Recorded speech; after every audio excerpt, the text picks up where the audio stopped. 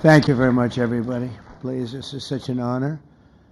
This is please be seated.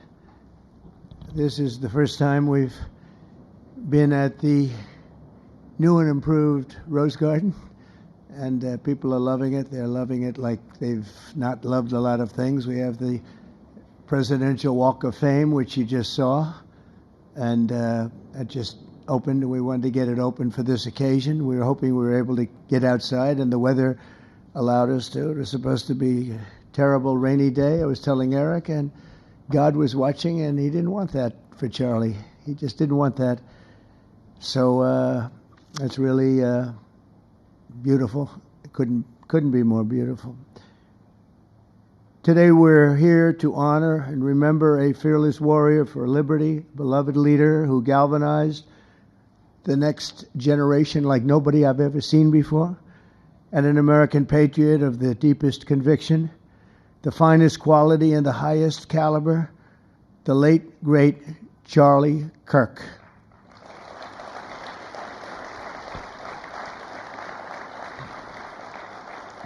Five weeks ago, our nation was robbed of this extraordinary champion. He was a champion in every way. I got to know him so well.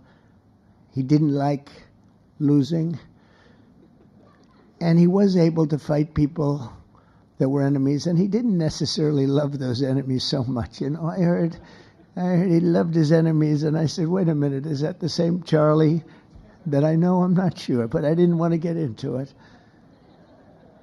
But it was a horrible, heinous, demonic act of murder.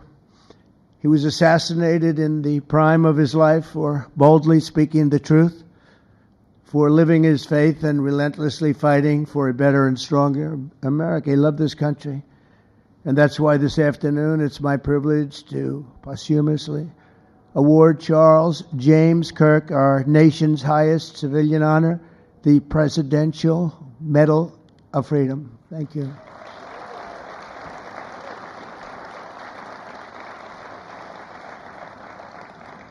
As you know, only hours ago, I returned from a very historic trip to secure peace in the Middle East. People said that couldn't be done. Charlie felt it could be done. Charlie felt it could be done.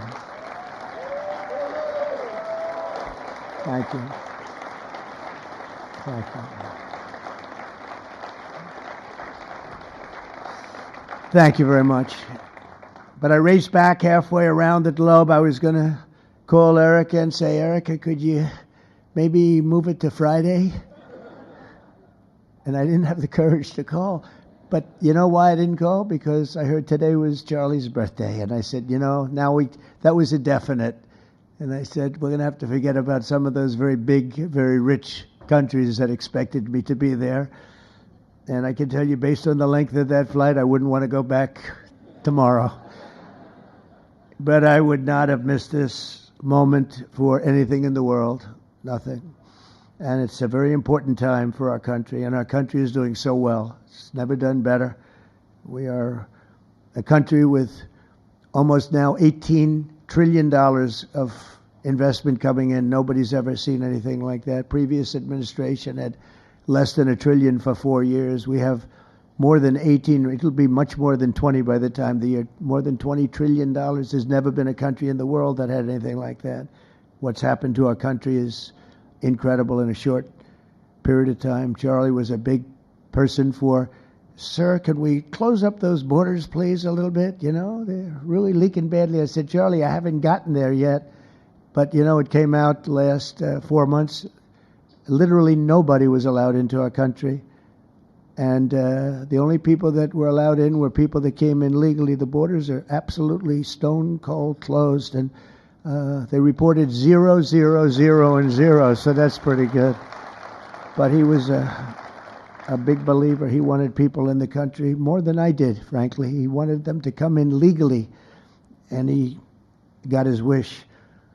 October 14th is Charlie's birthday, and he should have been turning 32 years old. I tell you, when I first met him, he was like 22. And I said, boy, he's awfully young. But I thought he was older than that, you know. He looked a little bit older than his age. That's okay, you know. That's not good when you're old, but when you're young, it's great. He had the best of all things, but he was special.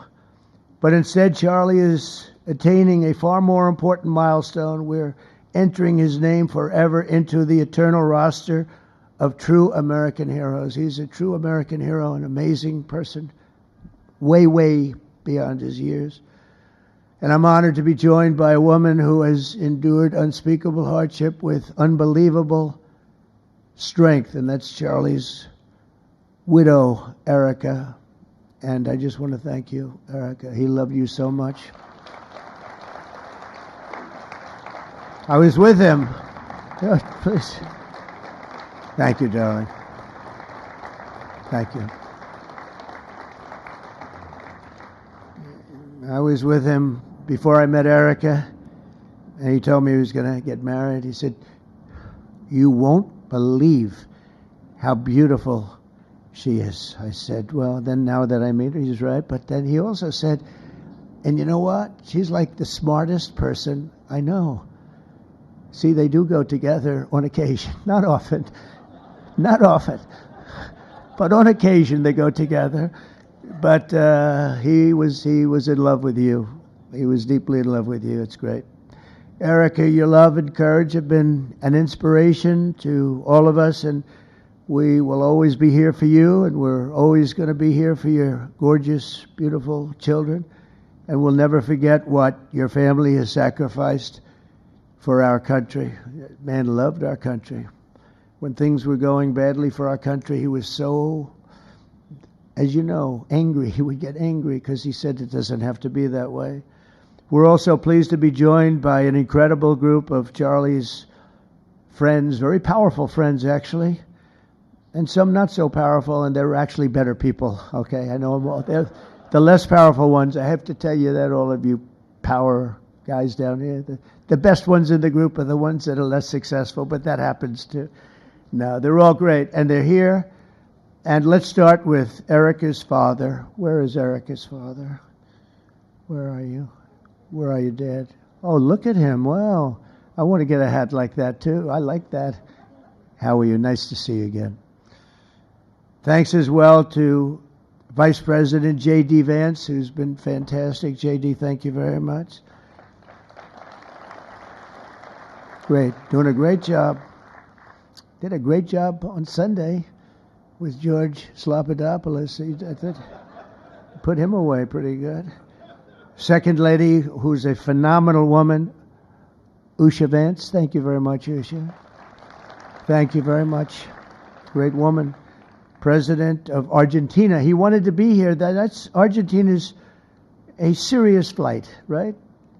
And he's become a superstar, and he's doing amazing things. He's a MAGA person, but it's make Argentina great again. That's what he does, right? And I want you to stand, please, Javier Milei. Doing a great job. Thank you very much. Many members of my cabinet are here, just about all of them are here.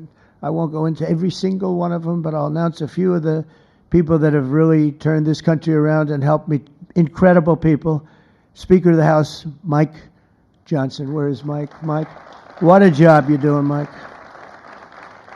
What a job you're doing. And I watched you this morning, and you're in there trying to say, look, just let the country open. Everything will be fine.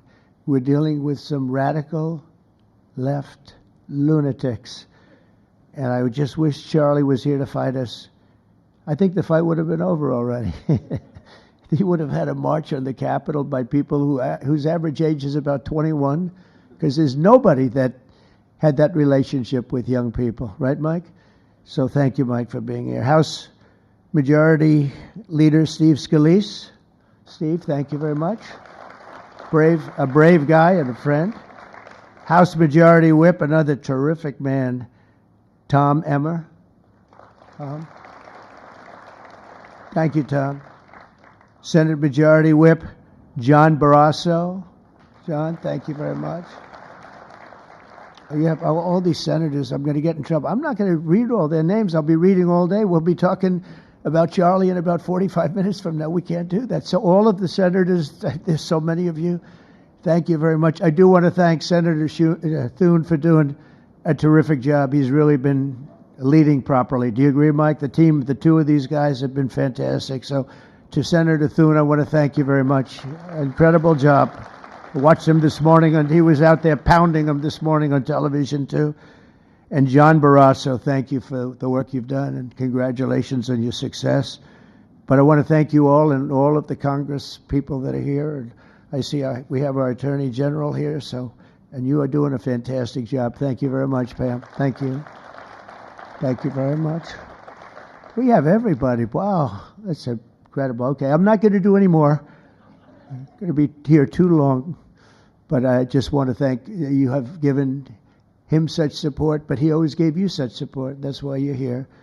And very unusual. Charles James Kirk was a visionary and one of the greatest figures of his generation. He was truly an amazing figure and growing leaps and bounds. He knew that the fight to preserve our heritage is waged not only on the battlefield and in the halls of power, of which we have tremendous power here, including the head of a place called War. We call it now War. We had Defense. We had our Secretary of Defense. Now we have a Secretary of War. And somehow I think it's more emblematic, and hopefully we'll never have to use war, but the fact that we're ready is very good. Peace through strength is very important, but also in the hearts of our nation's youth. That's where Charlie rode strongest. At age 18, that insight inspired Charlie to found the organization that ultimately touched the lives of millions and millions of people, and so many young people that nobody's ever seen anything like it, frankly. Turning Point USA. It's amazing, and it's actually bigger now. It's become bigger in the last few weeks than Charlie ever thought. I think his end vision in many years from now would have been just a fraction of what it turned out to be in a couple of weeks, right? It's amazing. With hard work and joyful spirit and endless enthusiasm and determination. And he did have great enthusiasm. You know, I always say you need enthusiasm to be successful. He had great enthusiasm. Charlie grew Turning Point into the largest conservative youth organization in the entire country. He forged a personal bond with countless young conservatives. He fought for free speech, religious liberty, strong borders, and a very strong and proud America. In everything he did, he put America first. He really put America first. And ultimately, Charlie became more than a leader of an important organization. He became the leader of historic movements all over the country. There were movements, individual movements, one movement, but it was historic. Everything he did was historic, and a true evangelist for the cause of freedom and the word of Almighty God. God was very important to Charlie. He would say, you know, if you don't have religion, you're not going to have a strong country. It's true. He was so wise beyond his years. You know, I talk to him sometimes and say, this guy is like a young guy. He was really a wise man. From the time Charlie worked on my presidential campaign in 2016, and he was there right from the beginning. He liked me. I don't know. I have no idea why. What the hell was he thinking? He said, you're going to win, sir. I said, you know, I'm running against 17 senators and a lot of tough people and governors. We have all these people. And he said, no, you're going to win, sir. He said, not going to be close. And he made it happen. He helped make it happen, I'll tell you that. Without him, who knows what would be. Maybe you'd have Kamala standing here today. That would not be good. I will tell you, Javier, you don't know who Kamala is. Promise, it would not be good. You agree with that, Howard? He also mobilized countless citizens to go vote. It's called Go Vote. Very simple. And with his help in 2024, we won more young people than any Republican by far in the history of our country. And we won the popular vote. We won the swing states, all 7 of them. Remember, they said, oh, well, if Trump could win 4, that would be nice. I win 7 by a lot, by a landslide. But the popular vote was massive. And we won the Electoral College. Remember, they said, well, it's going to be very hard. I'd say 270. Well, we got 312 to 226. And then we won something called districts and councils and different things. But in one case, we won 2,750 to 525. That's the one where you see the map is almost entirely red, except they have a little blue line on one side and a little blue line, meaning New York and a little bit Los Angeles. I have a feeling that if the vote were 100%, we would have won that too. You want to know the truth. But he knew, and he knew very well, and he also understood honesty, and he was always concerned with honesty. He said the only way we can lose is if the cheating gets so bad, and that's where we came up with a little phrase, too big to rig.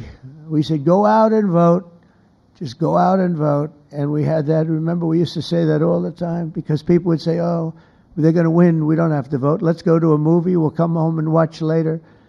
And he wasn't about that. So we come up to, together, we came up with that phrase. We got to make it too big. I never made a speech where I didn't say at the end, now look, the polls are showing good. Don't believe the polls.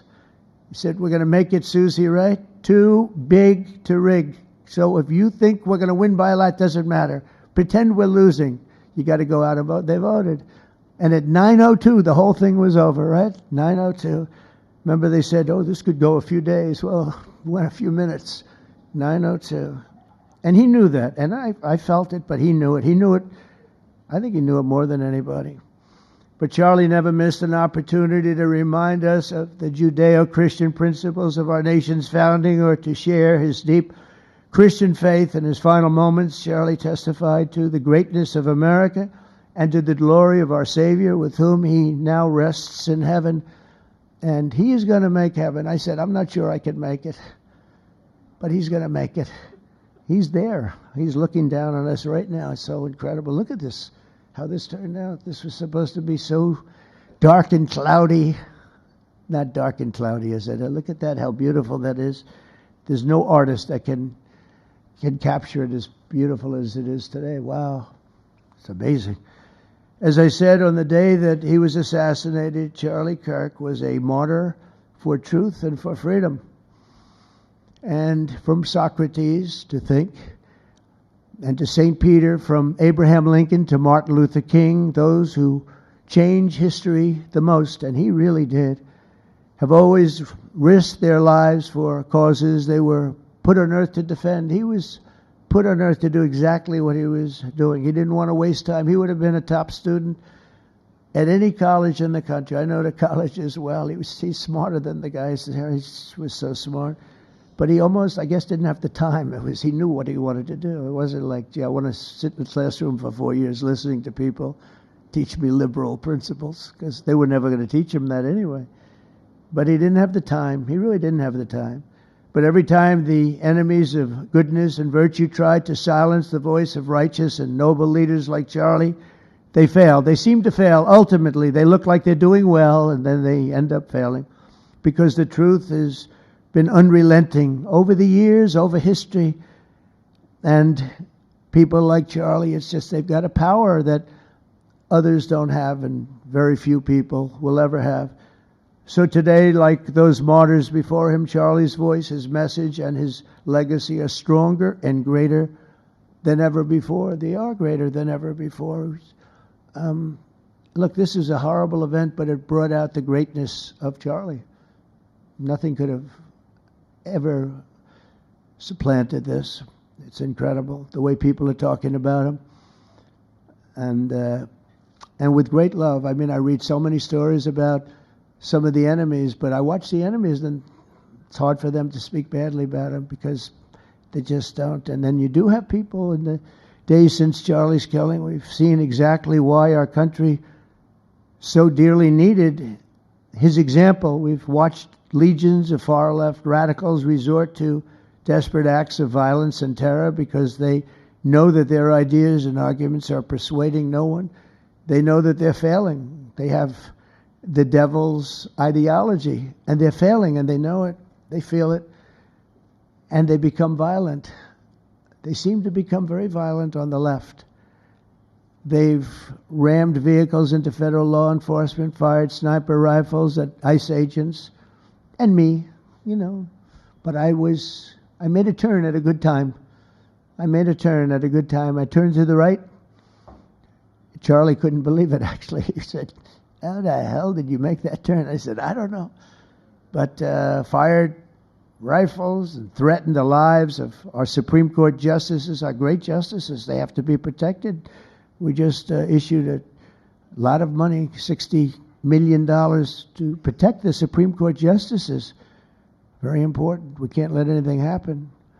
In places of worship, we're protecting our people.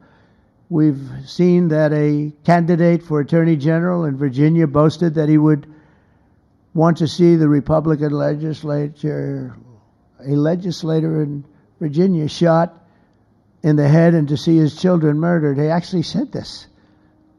And now he continues to run for office, and most people continue to back him, but he said he wants his man shot.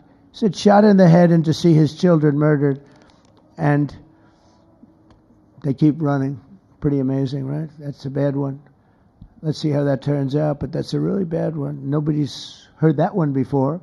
Especially in the wake of Charlie's assassination, our country must have absolutely no tolerance for this radical left violence, extremism, and terror.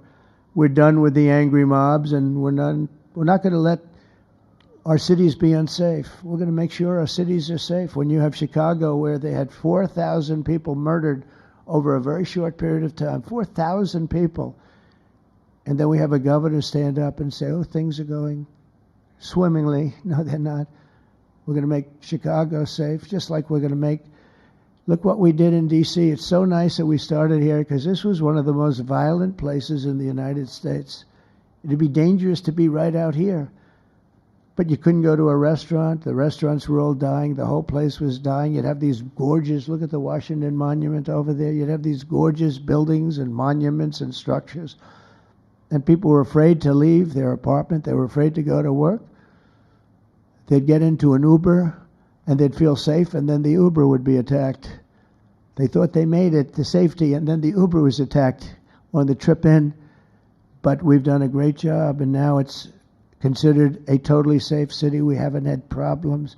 It took us 12 days to make it great. We took out, Pam, 1,700 hard criminals, career criminals in many cases, but these are hardened criminals. Many of them came in through the Biden open borders. We brought them back to the countries. And a couple were so violent that we put them in jail. We don't want to take a chance that they could get back in, because no matter how good we do, somebody can sneak in. They were so violent and so bad. One arrested 28 times. Every time he left prison, he'd get into a violent incident. 28 times. And we put him away for a long time. But we're done with the angry mobs. We're done with it. This is such an unbelievable place right now. You take a look where you can walk down the middle of the street with your wife or your husband. Your children can walk. They can walk alone. It doesn't matter. They can walk anywhere in Washington, and they're safe now. If this were a year ago, they'd have a serious chance of being badly hurt, even killed. They'd come in from Indiana, they'd come in from Iowa, they'd come from Florida to see their nation's capital, and somebody would have to call the parents, I'm sorry, but your son or your daughter's been killed. Not anymore. You hear those sirens going off? That's good. That's a good sound. That means they either got the bad guy or they're going to stop the bad guy. You didn't hear that sound because nobody wanted to do anything. Nobody, listen to the beauty of that sound. Seriously. And that's the real deal sirens. They're not politically correct sirens. You hear them, they're about 3 miles away. That's great. What a beautiful sound. They're stopping crime. That's what they're doing. So we're done with the voices of fools. They're fools. And death threats, and we're going to make our cities safe. And I thought it was Charlie's, one of his biggest dreams was that he couldn't believe it. Chicago's going to be a great city again. We've already, we sent people in there 6 months ago, and this governor said, well, crime is down. Yeah, that's because we had the FBI in there for 6 months, just preparing it for the bigger surge. And they've done a great job, the cash and the FBI. They've done a great job, and they love doing it, They love being able to do it. They were restricted from doing it. They couldn't do anything.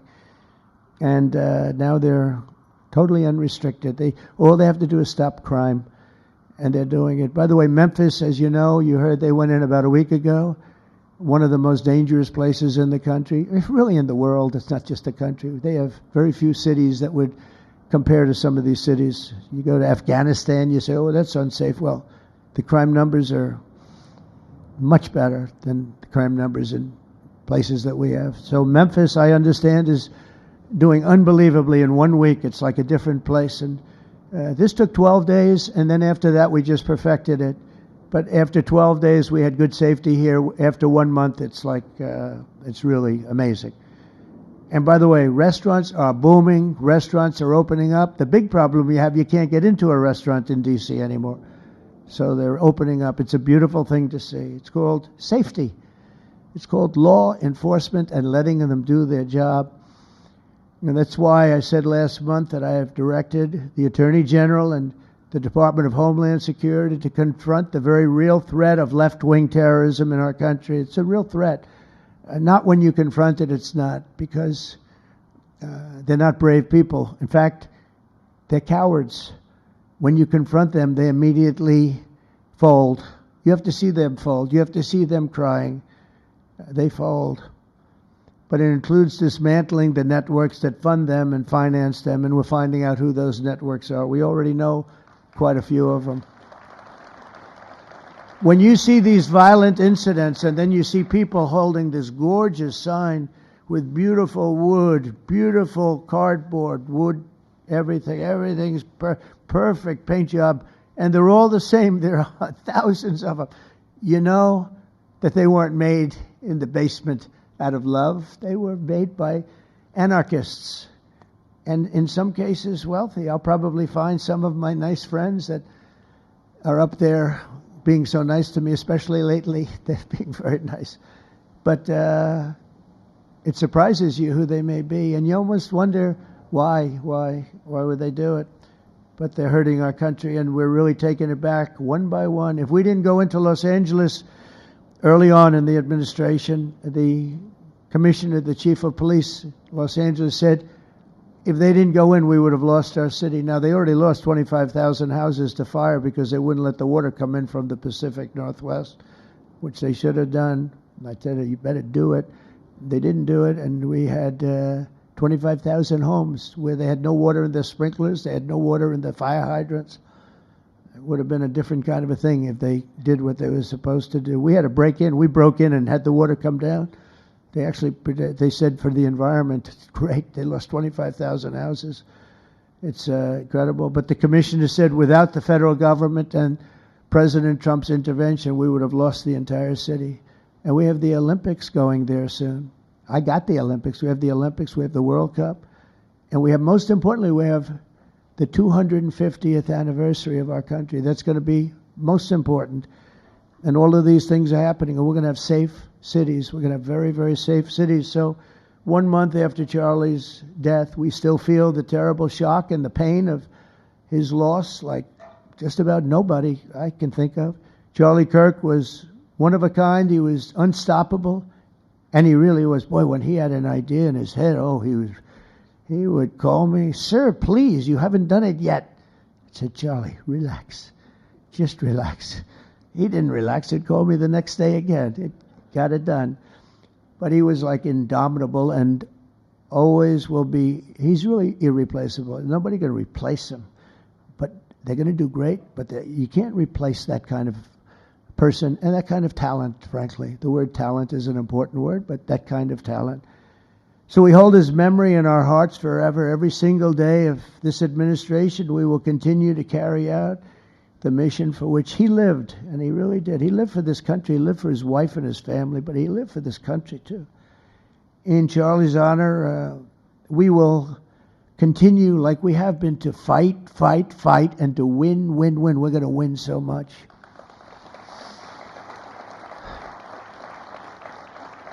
So the Presidential Medal of Freedom is a big deal. You have the Congressional Medal of Honor, military, and the Presidential Medal of Freedom, which is civilian. And the Presidential Medal of Freedom is a really big deal. Very few people get it. Very few people, frankly, qualify. It's a decision of the president, but it's a qualification that's a very hard one to get. And I would like to ask, if I might, the military aide to read Charles James Kirk's citation for the Presidential Medal of Freedom. Thank you very much. Thank you.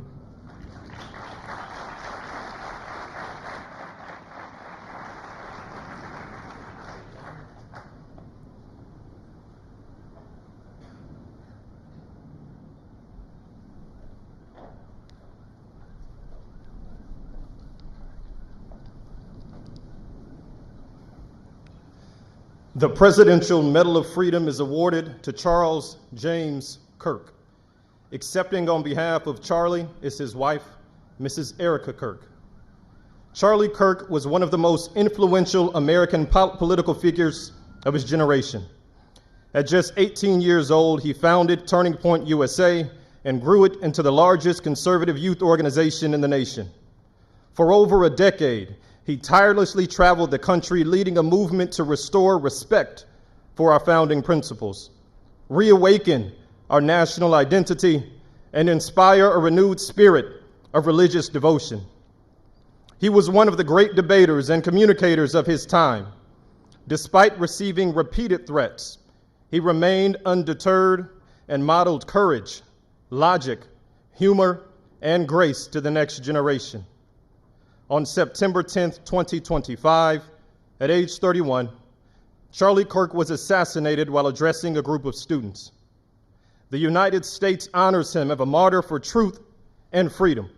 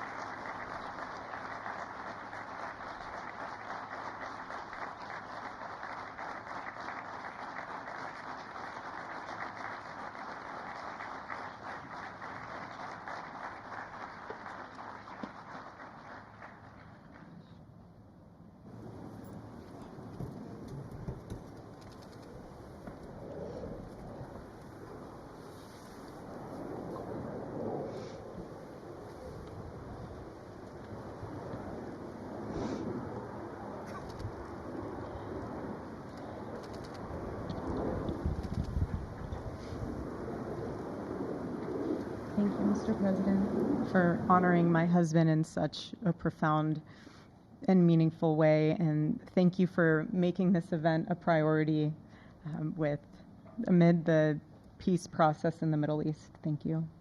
Very grateful. Charlie always admired your commitment to freedom, and that's something that both of you shared. So thank you.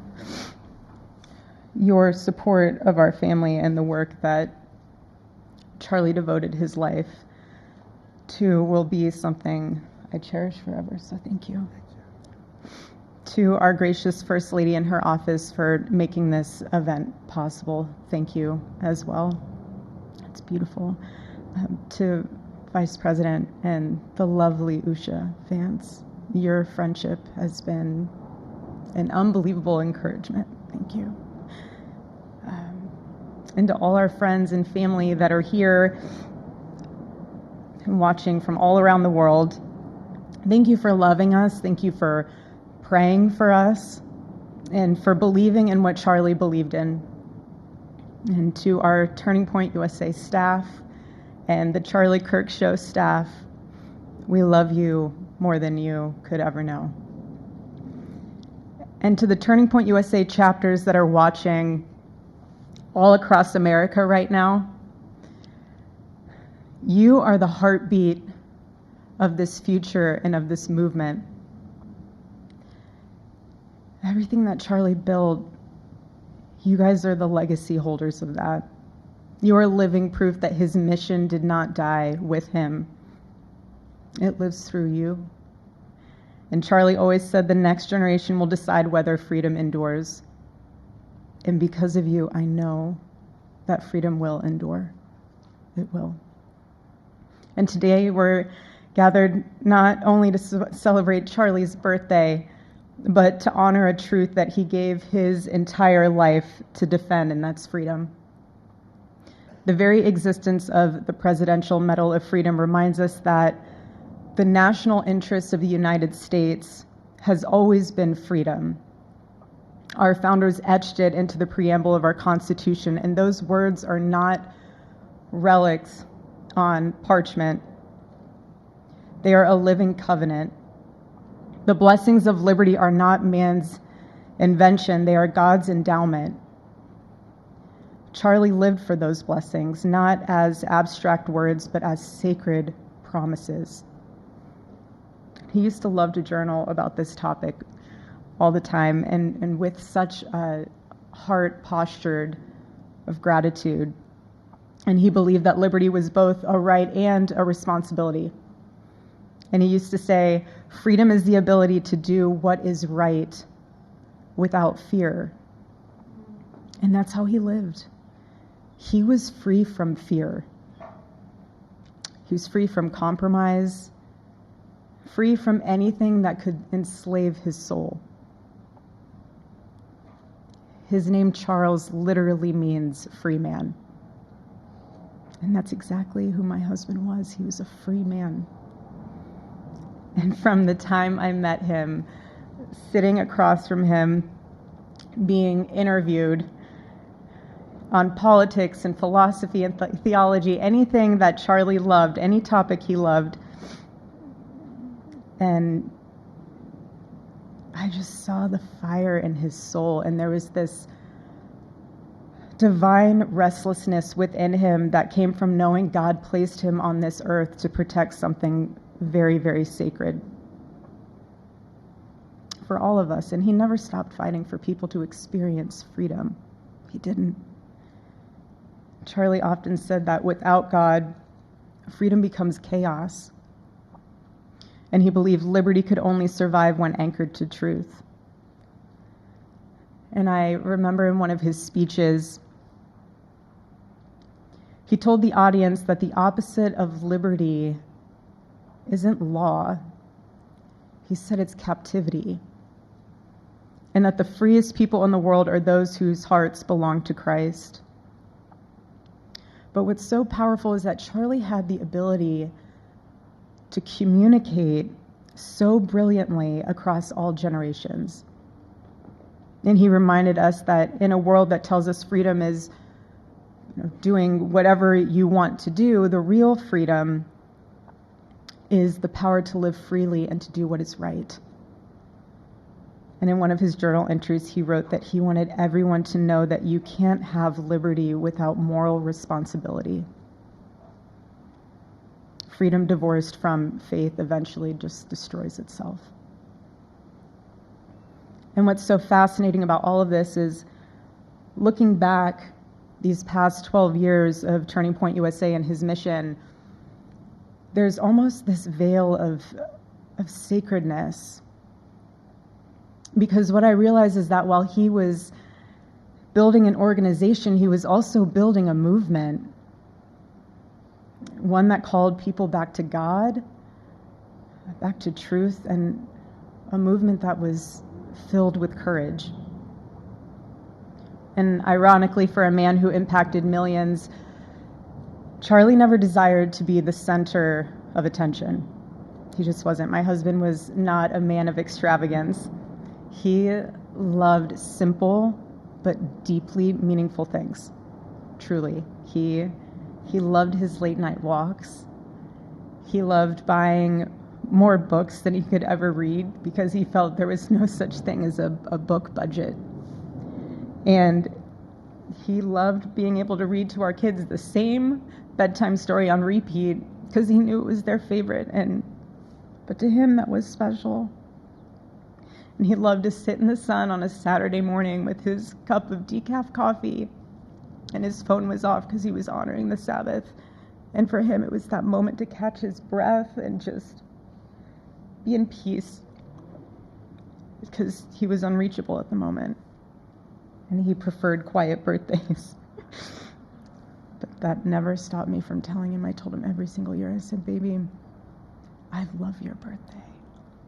I said, because it's the day that God knew the world couldn't go another day without you.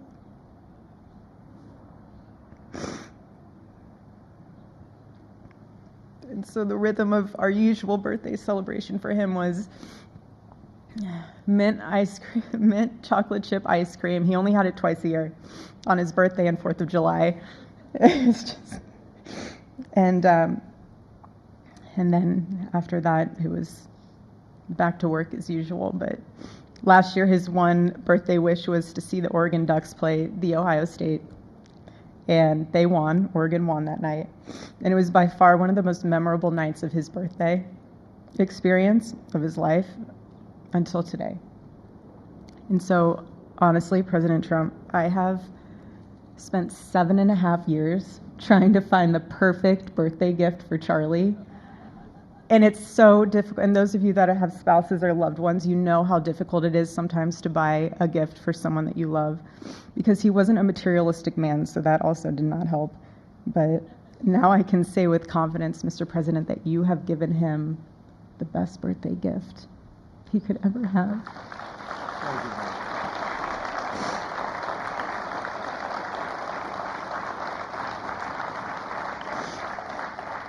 It's such an honor and the recognition of a life lived for defending freedom. And that's what Charlie fought for until his last breath. And it was written across his chest in those final moments on one of his simple t-shirts that always carried a message, and this one bearing a single word, freedom. That was the banner over his life, and that shirt was a declaration. The same declaration he made in every speech, every campus visit, every time he shared the gospel at a church, every sleepless night that he would spend praying for the youth of this nation and planning for the future of our country, and just impressing upon them that when we defend liberty, we defend the soul of our nation. My husband never told anyone what to say. He never did. He never told anyone what to say. He would just encourage them to think. He would encourage them to think outside of the traditional political labels. He would want them to think in a way that was anchored in wisdom and truth. But he would never tell anyone what to say. Charlie wasn't content to simply admire freedom. He wanted to multiply it. He wanted to multiply freedom. He wanted young people to taste it and to understand it and defend it. He wanted them to see that liberty isn't self-indulgence, it's self-governance under God. He wanted them to see that. And every day I'd see him getting ready for work. He'd put on his cross necklace, he'd put his ring on his finger. And the boldness in his demeanor was always fearlessness. He wasn't afraid. He was never afraid. In his daily actions, whether in office or on campus or at a church, it was always without fear. That was his creed. That is how he lived out every single day. He didn't fear being slandered. He did not. He didn't fear losing friends, I can tell you that. He didn't. He didn't care. He stood for truth and stood for freedom, and he did not, everything else was just noise to him. And it's because his confidence in Christ was absolute. That's why. There was no limit to what he would have sacrificed to defend freedom for all. And if the moment had come, he probably would have run for president, but not out of ambition. He would only have done it if that was something that he believed that his country needed from a servant's heart standpoint. And Charlie lived only 31 short years. No, he's 32, but on this side of heaven, but he lived. He lived every single second he lived. He filled every single day with purpose, and he fought for truth when it was unpopular. And he stood for God when it was costly, but that's what we're called to do. Surprisingly enough, he did pray for his enemies, which is very hard, but he did. He did. He did. No one else, I mean, I saw him do it. No, he never did it in front of anyone else, but I can attest to that. But he also loved people when it was inconvenient. And he ran his race with endurance, and he kept the faith. And now he wears the crown of a righteous martyr. And for me and for our children, the truth really steadies our grief, because heaven gained what earth could no longer contain. A free man made fully free. to all watching, this is not a ceremony. This is a commissioning. And my message is simple. I want you to be the embodiment of this medal. I do. I want you to free yourself from fear. I want you to stand courageously in the truth. Listen for the still, small voice of God. And remember that while freedom is inherited in this country, each of us must be intentional stewards every single day. God began a mighty work through my husband, and I intend to see it through. And the torch is in our hands now. It's in mine, it's in yours, it's in all of yours, it's in all the students with Turning Point USA. And before I close, I'll share with you that I asked our daughter what she would like to say to Daddy for his birthday. Excuse me.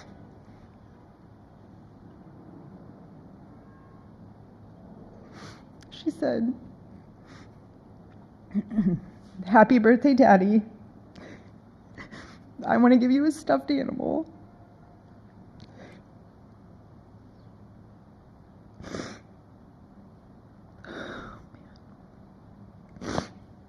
I want you to eat a cupcake with ice cream, and I want you to go have a birthday surprise. I love you," is what she said.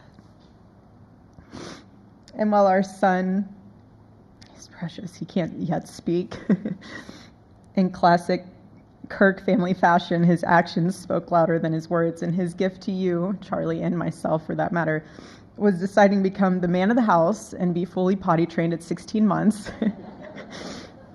But Charlie, baby, I know that you're celebrating in heaven today, but gosh, I miss you. We miss you. And we love you, and we promise we'll make you proud. And Charlie's life was proof that freedom is not a theory, it's a testimony. He showed us that liberty begins not in the halls of power, but in the man of a heart surrendered to God. And so today, as we honor Charlie with this incredible Presidential Medal of Freedom on his birthday, I stand here with tears and just a humbled heart and spirit, because his story reminds us all that to live free is the greatest gift, but to die free is the greatest victory. Happy birthday, my Charlie. Happy Freedom Day. God bless you.